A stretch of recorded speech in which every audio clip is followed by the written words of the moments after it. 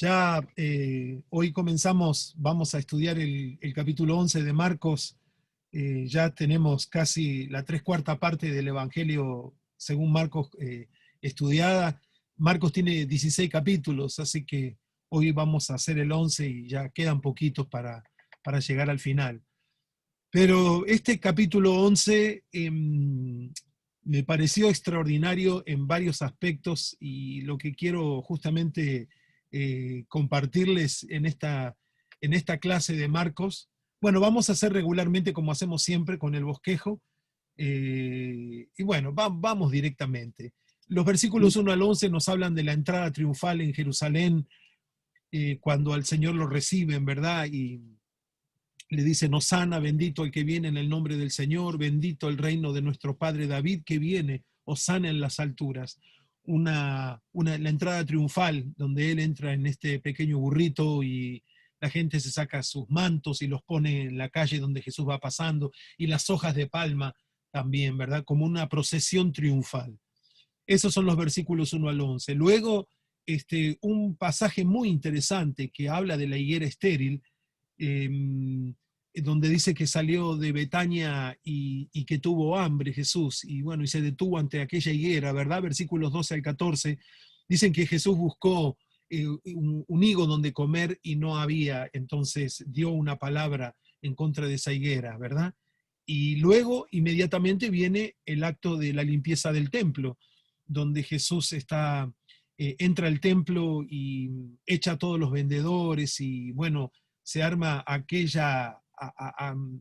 aquel disturbio, ¿verdad? Porque Jesús vuelca la mesa de los cambistas y todo esto, y les dice: mi casa será llamada casa de oración para todas las naciones, mas ustedes la hicieron cueva de ladrones.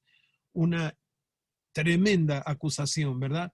Luego vuelve el tema de la higuera, porque los discípulos vuelven a pasar por la higuera que Jesús le había dado esa palabra, y, y la higuera estaba seca. Y los discípulos quedaron estupefactos de qué tremendo.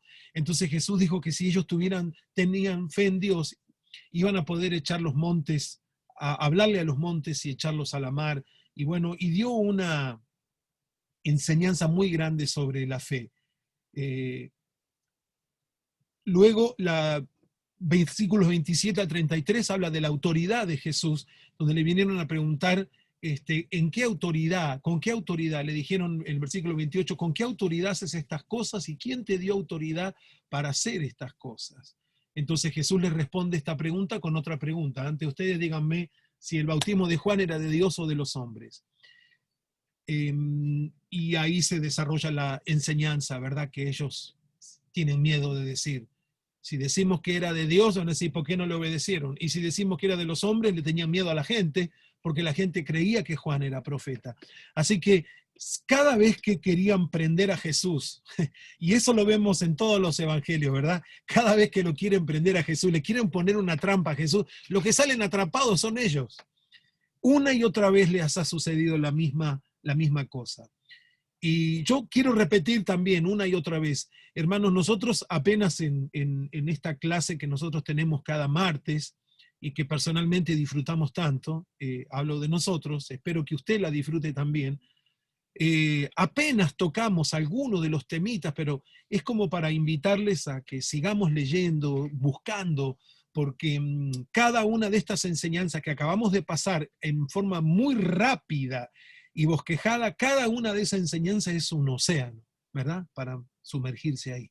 Pero vamos a ver nuestro foco hoy y vamos a hacer algo diferente, mientras que en todas las demás clases nos detuvimos en un episodio. Ahora vamos a recorrer todo el capítulo 11 y vamos a ver algunos aspectos proféticos en este capítulo 11. ¿A qué me refiero con aspectos proféticos? Eh, cuando nosotros decimos la Biblia o las Escrituras, nosotros estamos diciendo el Nuevo Testamento y el Antiguo Testamento, el Nuevo Pacto, Antiguo Pacto, toda la Biblia, ¿verdad? Si no decimos el Nuevo Testamento o el Antiguo Testamento, lo podemos separar. Pero para nosotros la Biblia es el Antiguo y el Nuevo Pacto. Pero en la época de Jesús, el nuevo pacto todavía no estaba escrito. Así que por ahí cosa que nos cuesta asimilar un poquito, pero la escritura, cada vez que mencionan la escritura es el antiguo pacto o lo que decimos nosotros, el Antiguo Testamento. Y una cosa maravillosa que tiene Marcos capítulo 11 es una y otra vez menciones al antiguo pacto, o a las escrituras, vamos a decir, las escrituras que tienen ellos en el momento, y cómo las escrituras previeron el hecho de lo que iba a suceder en Marcos capítulo 11, y cómo Dios lo había mostrado. Hay algunas citas que son muy claras y que son muy conocidas, otras que no son tan fácil de detectar, pero que son citas también del antiguo pacto, que están mencionadas en Marcos 11. Y yo quiero que esta tarde, esta noche, podamos aprender cómo toda la escritura, ese es el foco de nuestra clase hoy, cómo toda la escritura, antiguo y pacto, hay nuevo pacto. Se supone que el nuevo pacto, claro, es inaugurado por Jesús, así que la escritura va a hablar de él. Pero ¿qué del antiguo pacto? Esto para fortalecer nuestra fe en nuestro Mesías, en nuestro Salvador, y que nosotros podamos ver cómo el antiguo pacto, todo el antiguo pacto apunta también al cumplimiento en la persona, en la obra y en el ministerio del Mesías. Así que eso es lo que vamos a ver ahora. Jesús mismo dijo en Lucas 24, en Juan capítulo 6, que las escrituras hablan de él, ¿verdad? Que todas las escrituras, la ley, los salmos, los escritos, que es las tres divisiones del Antiguo Testamento hebreo, todo habla de él, pero que ellos no ponen atención a la escritura porque leen y después va a decir, Pablo le va a decir a los corintios algo que va de la mano de lo que Jesús está enseñando, de que Pablo le dice, cada vez que leen a Moisés, leen, es decir, cada vez que leen el antiguo pacto, lo leen con unos velos puestos así. Entonces, no pueden, leen, pero no entienden, ¿verdad? De que todo lo que Moisés dijo y los profetas se ha cumplido y se seguirá cumpliendo en Cristo. Entonces, fíjese, yo le voy a mostrar aquí dos versículos. Un versículo de Marcos, capítulo 11, el versículo 7. Y yo le pido que venga conmigo, aquí lo tiene en la pantalla. Marcos 11, 7 dice que trajeron un pollino a Jesús y echaron sobre él sus mantos y se sentó sobre él. ¿Sí? Un pollino era como un asnito, un asno todavía no domesticado, o mejor dicho, todavía no usado por nadie. Y esta palabra pareciera que fuera, bueno, un dato más en el que Jesús vino y entró en esa entrada triunfal a Jerusalén, entró en el lomo de un asno. Sin embargo, fíjese lo que dice Zacarías capítulo 9.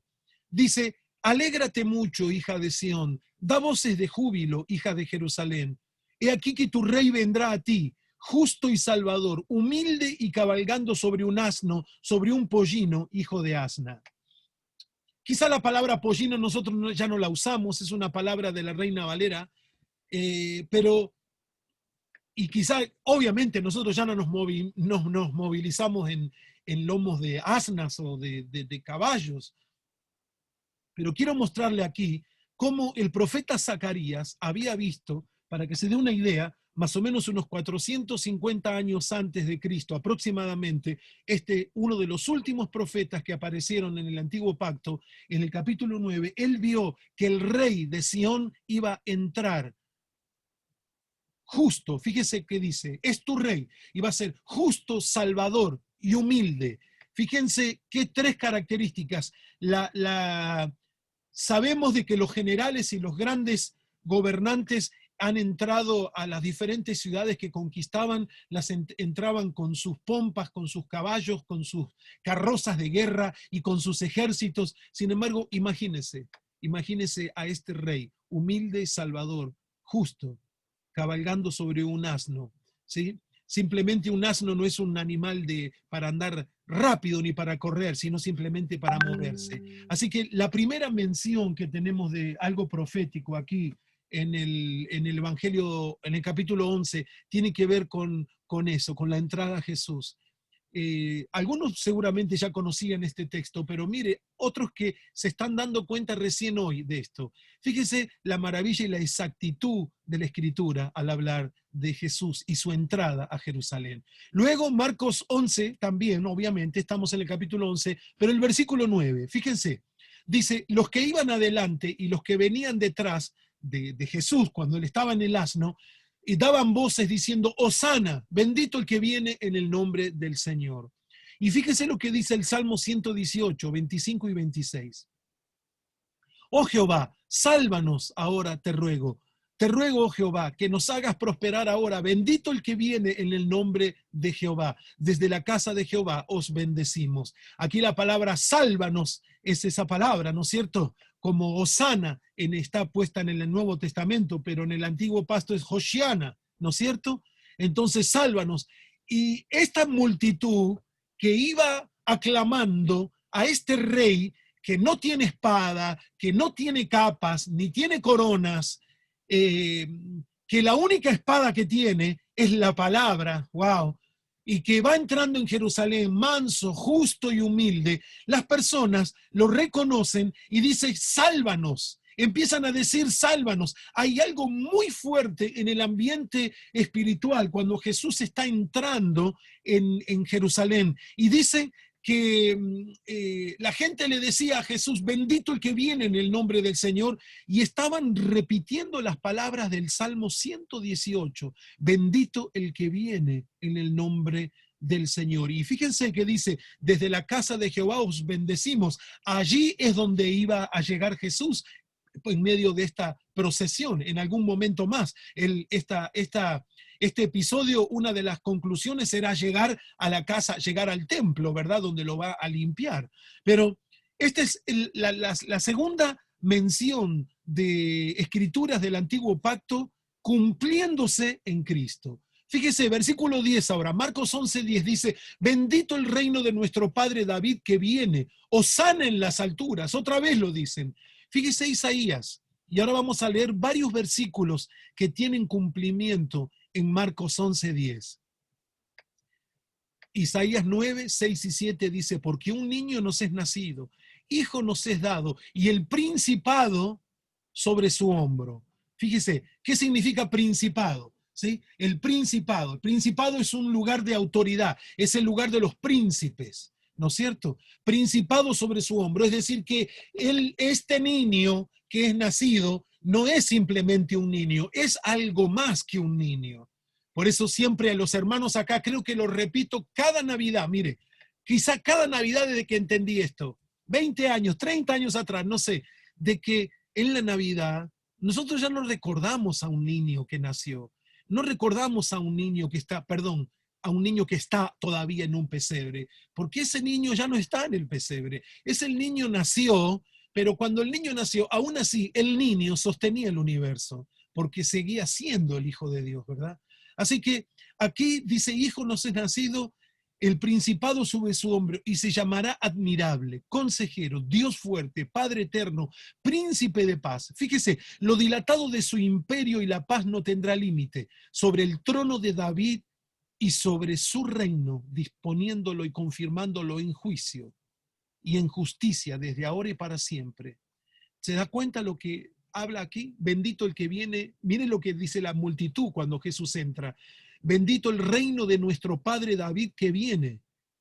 Yo no sé si había prestado atención a esto, pero estas personas, a sabiendas o no, están declarando una profecía que se está cumpliendo delante de sus ojos. El reino de Dios venir. Claro, no venir en poder y gloria como muchos de los judíos los estaban esperando y aún los discípulos, ¿verdad? En Hechos capítulo 1, los discípulos le preguntan a Jesús, Señor, ¿restaurarás el reino de Israel en esta época? Es decir, lo que estaban esperando era que el Mesías viniera a reinar como rey y que todos los enemigos de Dios fueran aplastados.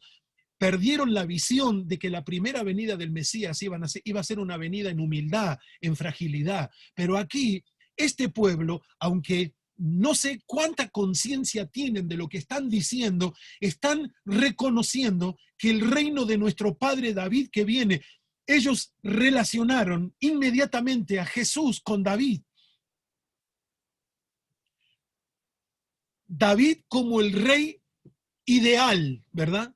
Pero ese rey ideal que fue David, la Biblia, el antiguo pacto, lo utilizó como un modelo del rey perfecto que va a venir. O sea, David fue un hombre con tantos errores como cada uno de nosotros, pero aún así, segunda de Samuel 7, Dios hace un pacto, lo que se llama el pacto davídico, que es una de las escrituras más trascendentales del antiguo pacto. Todo el capítulo 7 de segunda de Samuel, donde Dios le promete a David que le va a edificar una casa y que se va a sentar sobre la casa de David eternamente un hijo de David. Y aquí está viendo la gente el cumplimiento. Y Isaías vio como el trono de David, no simplemente, porque humanamente hablando, hermano, David tuvo algunos hijos que fueron buenos reyes, algunos descendientes, mejor dicho, como el rey Asa, el rey Josafat, el rey Ezequías, que dentro de todas las cosas que, algunos detalles aquí y allá, fueron reyes justos, personas que buscaron al Señor.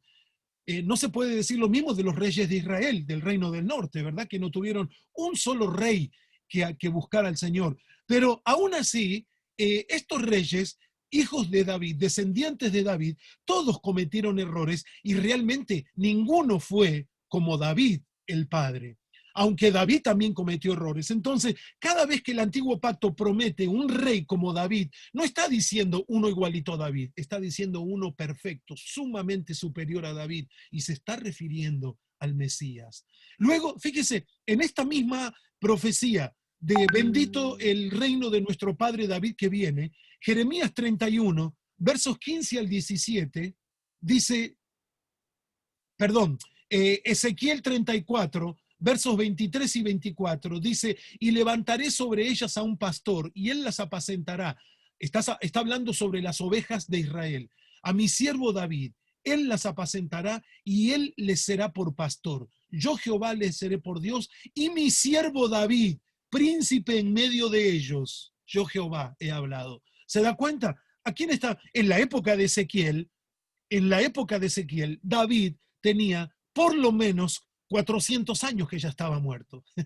Así que no puede ser que David iba a ser príncipe en medio de esas ovejas. Así que, ¿a quién se refiere? Ezequiel 34 es una severa reprensión del profeta a los falsos pastores que Israel está teniendo y que se aprovechan de las ovejas y dice que las engordan para después matarlas y comérselas. Y las ovejas son el pueblo de Israel. Y está hablando del abuso que los religiosos y los profetas y los sacerdotes y los príncipes están ejerciendo en contra del pueblo, pero que algún día, Dios va a cambiar las cosas y Dios le va a enviar un nuevo pastor y este pastor será un descendiente, un siervo de David. Entonces, ¿a dónde vamos y a dónde apuntamos con todo esto, mis hermanos? ¿Sabe a dónde? Apuntamos a la gran verdad de que nosotros vemos en Jesús este cumplimiento. Bendito el reino de nuestro Padre David que viene. Y lo hermoso de esta situación aquí es que ellos están siendo eh, oprimidos porque los religiosos del Antiguo Testamento, del Antiguo Pacto, están siendo muy severos con el pueblo, le atan pesadas cargas que el pueblo no puede llevar de ninguna manera. Los oprimen con impuestos, los oprimen con los taxes que tienen que pagar en favor de Roma, pero no solamente eso, sino que los que recogen taxes e impuestos también cobran soborno sobre eso. Están los sacerdotes que son una élite que no les interesan los pobres y no les interesan las viudas y no les interesan los huérfanos y no les interesan los enfermos. Es decir, un cuerpo religioso que se ha enfriado de una manera tal, ¿sí? Y de que ha enfriado, ha endurecido su corazón en contra del necesitado, de que la única cosa que puede hacerse con ellos es romper todo ese dominio y esa autoridad que ellos tienen y crear una nueva clase de pastores, comenzando con el primer gran pastor, que es el Señor Jesús. Luego, entonces, leemos en Oseas 3:5, dice, después volverán los hijos de Israel y buscarán a Jehová su Dios y a David su rey, y temerán a Jehová y a su bondad en el fin de los días. Otra vez, en el mismo contexto de Marcos 11:10, bendito el reino de nuestro padre David. Oseas fue un profeta que profetizó, mejor dicho, como en el año 730, fue contemporáneo de Isaías, de Amós, contemporáneo de Jonás, de Miqueas. Fue el siglo VIII, lo que se le llamó el siglo de oro en la profecía hebrea, porque Dios levantó estos gigantes, previniendo al reino del norte, a Samaria, que se arrepintieran, porque iban a venir los asirios y se los iban a llevar cautivos. Bueno, dentro de todo el enorme paquete de profecías que estos hombres dieron en nombre de Dios al reino del norte para que se arrepintieran y no tuviesen que ir cautivos a Asiria en el año 722 a.C., sucedió esto. Entonces, uno de los mensajes de Oseas les dice que los hijos de Israel buscarán a Jehová su Dios y a David su rey. Otra vez, Oseas vivió, profetizó al menos 200 años después de la muerte de David. No se están refiriendo a un David literal y físico, el rey David, el padre de Salomón. No, no, no. Se están refiriendo a un David que viene. Decir David en el Antiguo Pacto, en muchos de los contextos, tiene que ver con el Mesías. Y esto haya el sentido en 2 de Samuel 7, que usted lo puede leer tranquilamente en casa en otro momento, donde Dios le promete estas cosas a David. Entonces, mis amados hermanos, ¿dónde vamos con todo esto?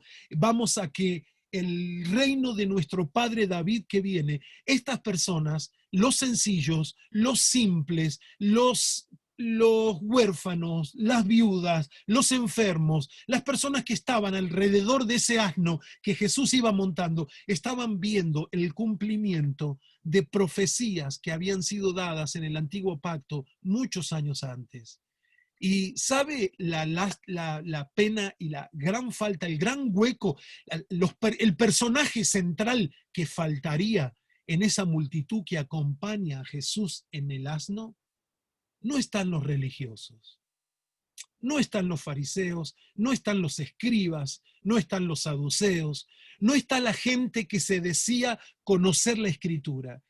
Y esto me impacta al punto de ver cómo la misma religión es capaz de cegarnos y de enfriar nuestra pasión por la verdad.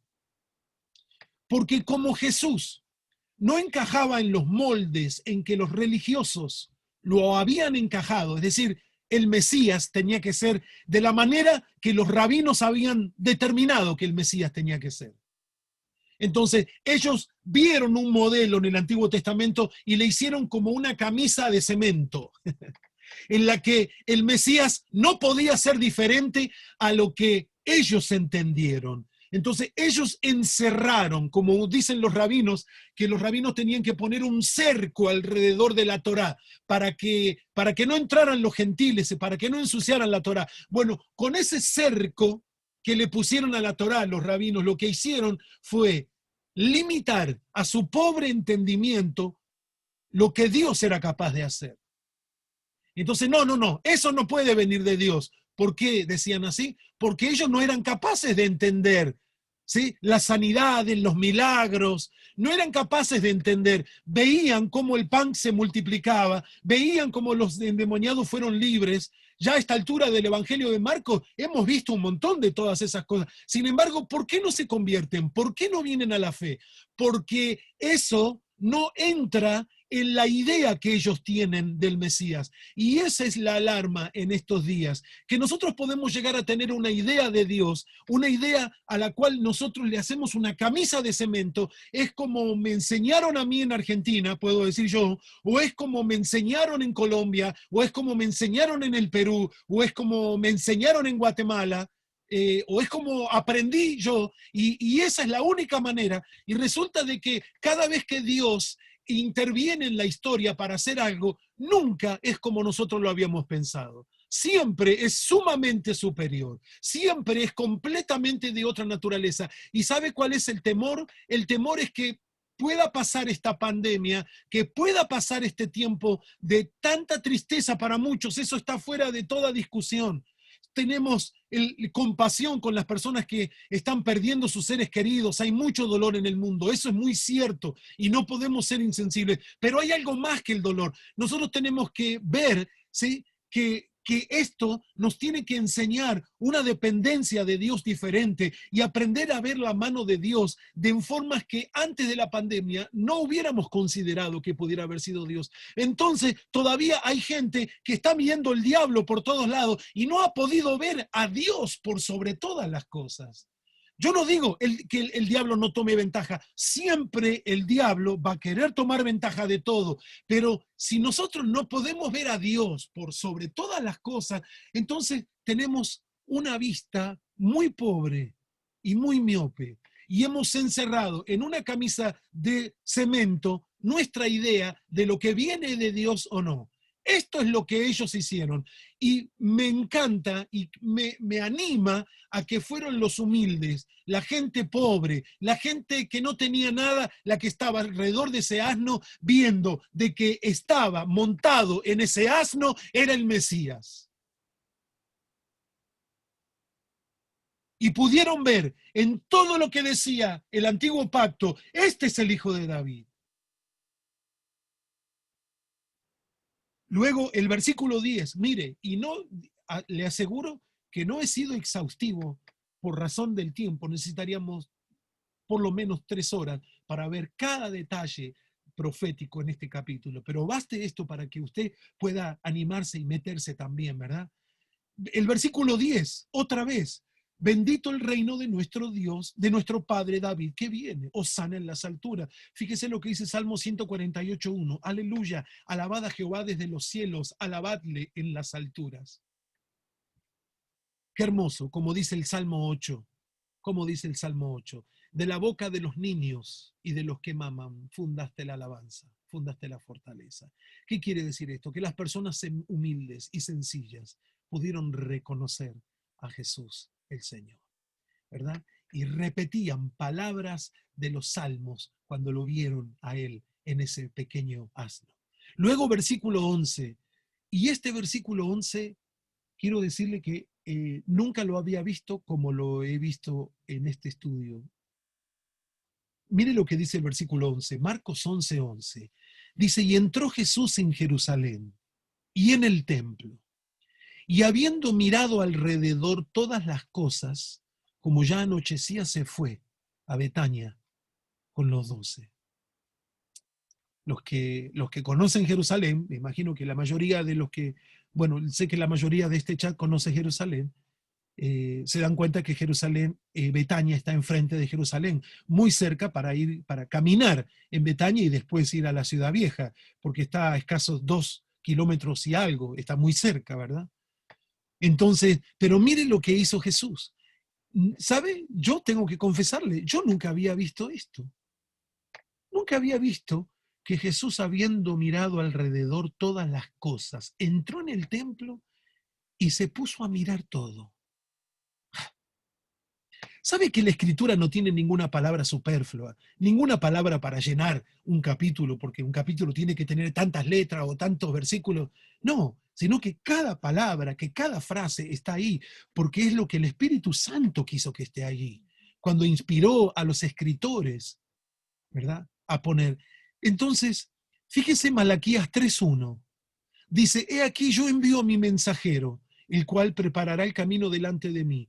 Esto entendemos que es Juan el Bautista, pero esto sucedió ya, ya es pasado para este momento. Ya Juan, le cortaron la cabeza, pero dice, sigue diciendo, y vendrá súbitamente a su templo el Señor, a quien vosotros buscáis, y el ángel del pacto, a quien deseáis vosotros. He aquí viene, ha dicho Jehová de los ejércitos. Qué hermoso cuadro de la entrada del Mesías, de la venida del Señor. ¿Sí? Vendrá súbitamente a su templo el Señor. ¿Y qué está haciendo? Dice que llegó al templo y que empezó a mirar alrededor. Pero hay otra palabra sobre este mismo versículo que se está cumpliendo ahora, que de alguna manera proféticamente Dios se lo mostró a Ezequiel. Y si bien Malaquías profetizó unos 400 años de Cristo, Ezequiel, otra vez más viejo, 600 años de Cristo, antes de Cristo más o menos, y dijo Ezequiel 8:9, me dijo luego, Dios le dice a Ezequiel, entra y ve las malvadas abominaciones que estos hacen allí. Ezequiel está en Babilonia y de pronto tiene una visión, es como que es alzado en el espíritu, dice la escritura, y que es transportado a Jerusalén. Él está en Babilonia, hermanos. Él está con los deportados en Babilonia. Él fue en la segunda deportación, ¿verdad? 597 antes de Cristo fue la segunda deportación de Jerusalén a Babilonia. Y allí se encuentra el profeta Ezequiel. Así que Dios lo levanta, le muestra una visión y le muestra las cosas sucias que el sacerdote hace en el templo de Jerusalén. Entonces Dios espiritualmente es como que esto es algo tremendo, esto es algo muy tremendo. Lo lleva a pasear y le hace recorrer dentro del templo y les muestra las malvadas abominaciones que estos están haciendo allí.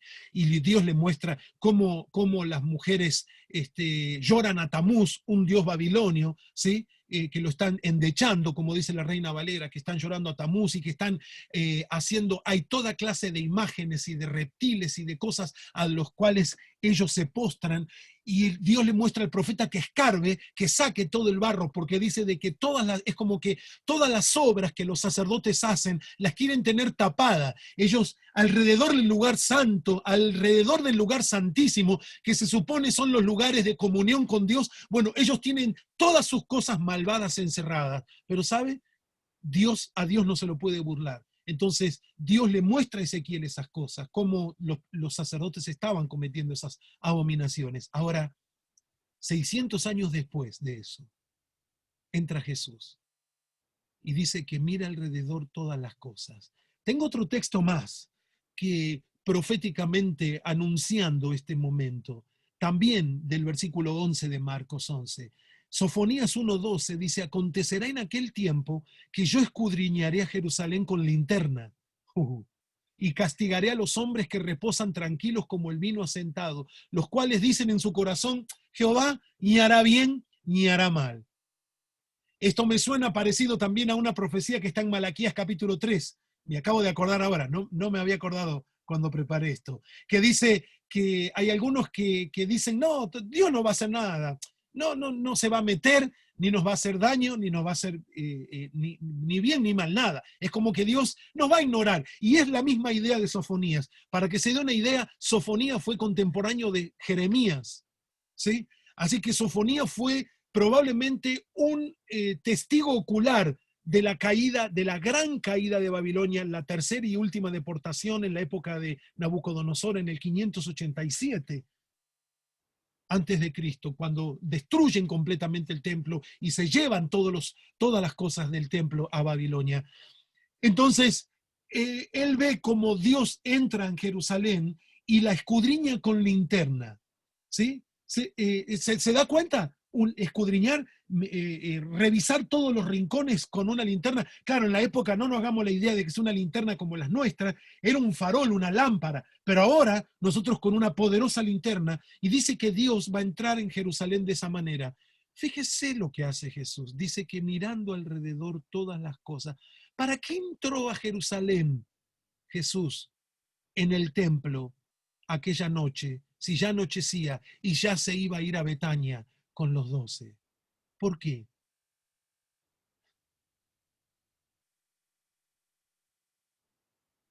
Piense, está mirando alrededor todas las cosas. Él es el Señor sobre esa casa, ¿verdad? Ahora vamos a ver un poco más. Marcos 11:13 dice, y viendo de lejos una higuera que tenía hojas, fue a ver si tal vez hallaba en ella algo. Pero cuando llegó a ella, nada halló sino hojas, pues no era tiempo de higos. Fíjese, la higuera como la viña es un símbolo de la nación de Israel. Y Isaías 5:7 dice, ciertamente la viña de Jehová de los ejércitos es la casa de Israel, y los hombres de Judá, planta deliciosa suya, esperaba juicio y aquí vileza, justicia y aquí clamor. Es que decir, Jesús llegó a la higuera y no encontró fruto.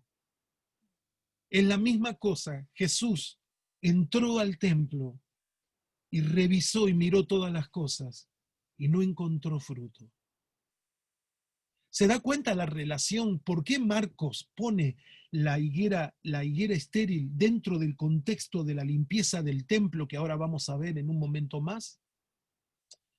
Vamos a avanzar. Marcos 11:17, Jesús entra en el templo y les dice, empezó a tirar todo, ¿no es cierto? Porque vio que habían hecho un mercado persa en el templo. Y dice, les enseñaba diciendo, ¿no está escrito mi casa será llamada casa de oración para todas las naciones? Mas vosotros la habéis hecho cueva de ladrones.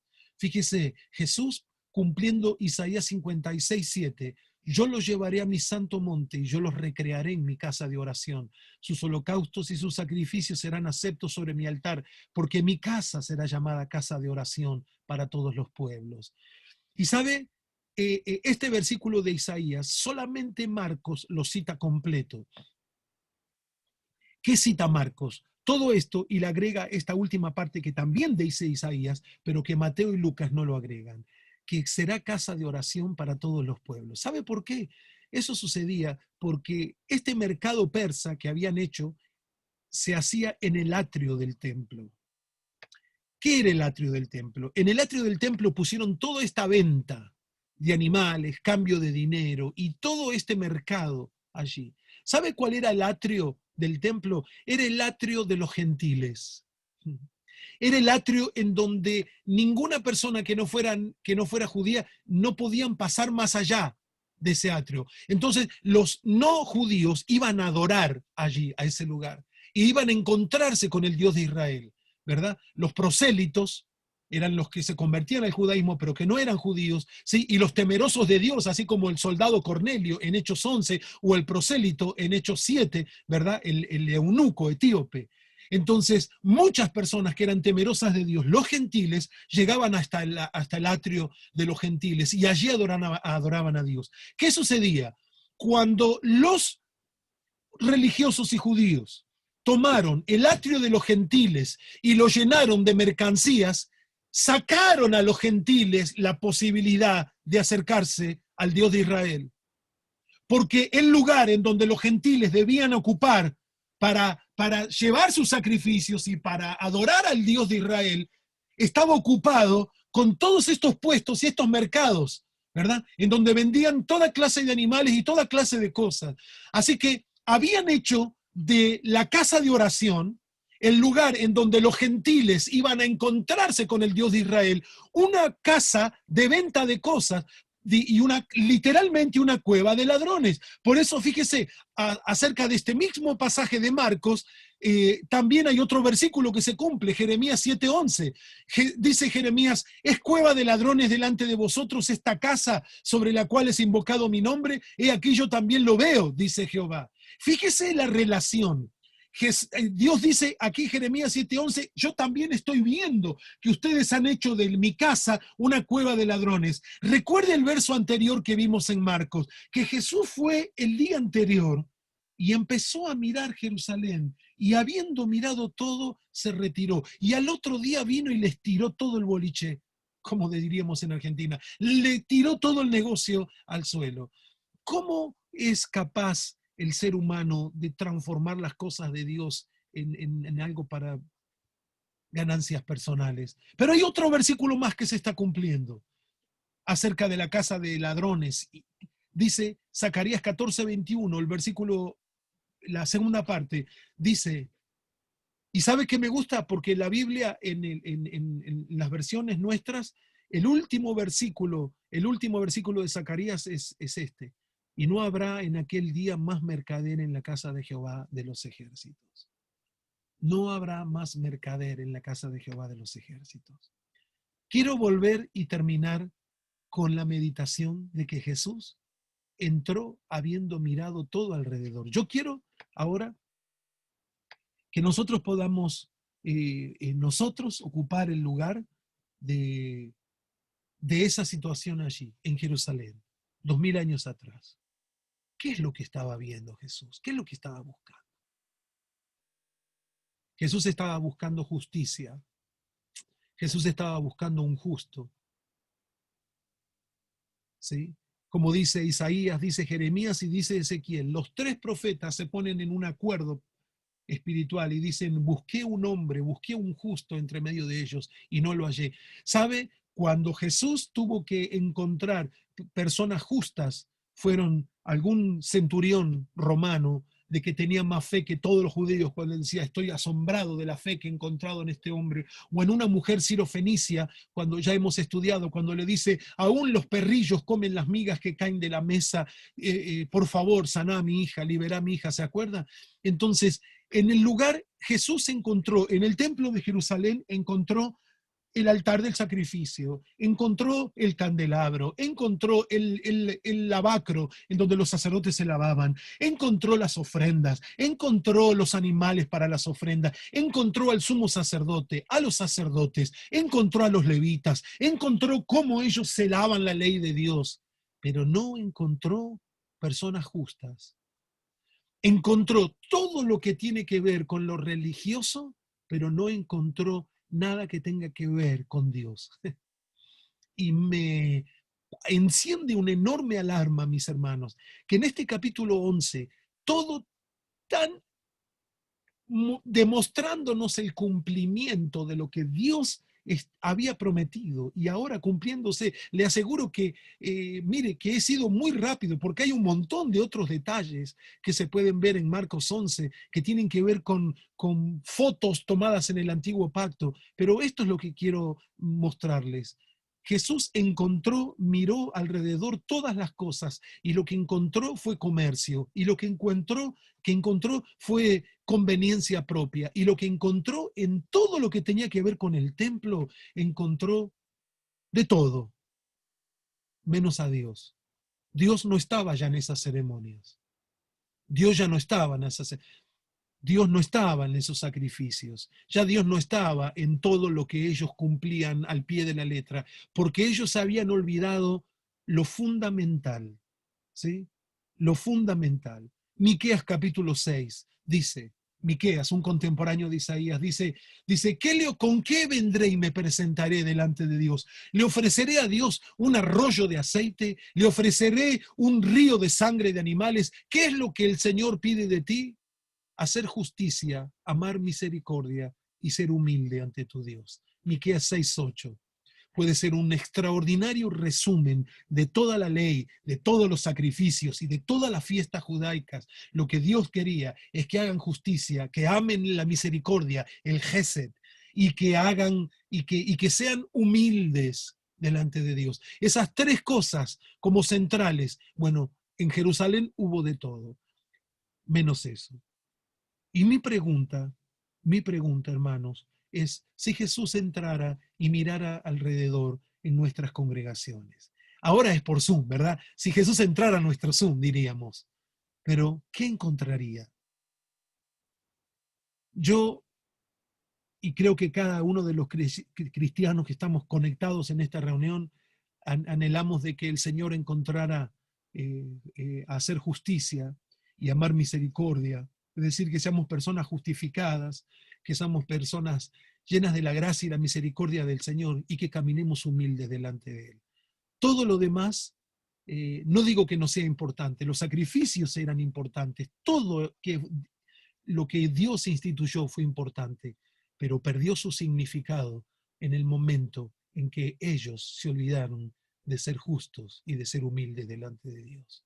Así que, amados hermanos, terminamos en esta clase con una gran lección para todos nosotros que estamos conectados aquí martes, jueves, por la ayuda y la gracia del Señor, a, a que Dios sea lo primero en nuestra vida y a que nunca le digamos a Dios cómo Dios tiene que hacer las cosas y a que aceptemos la voluntad de Dios tal cual es y que no cambiemos la ley de Dios y que si Jesús entra en nuestros hogares y a nuestras congregaciones, y ahora puedo hablar como pastor, que Él pueda ver, ¿verdad? Que no simplemente está sí, tienen la música, tienen la predicación, pero tienen un corazón duro como una piedra. Hay un enfermo y a nadie les importa. Hay alguien que pasa necesidad y a nadie les importa. Hay alguien que quedó solo y a nadie les importa.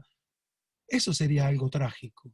Y sería algo trágico que pasara esta pandemia y que saliéramos de esta pandemia igual de la manera en que entramos, que no nos diéramos cuenta de que Dios ha intervenido en la historia para cambiarnos, empezando por la iglesia. Dice el Evangelio, en la carta de Pedro, dice que es tiempo de que el juicio de Dios comience y que comience por la casa de Dios.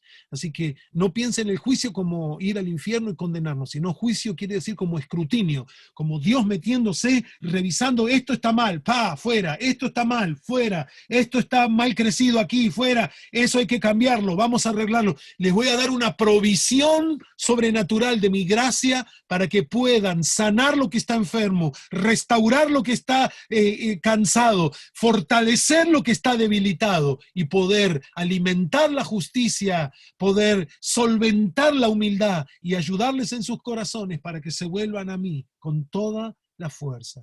En el nombre de Jesús. Amén. Y amén. Amén.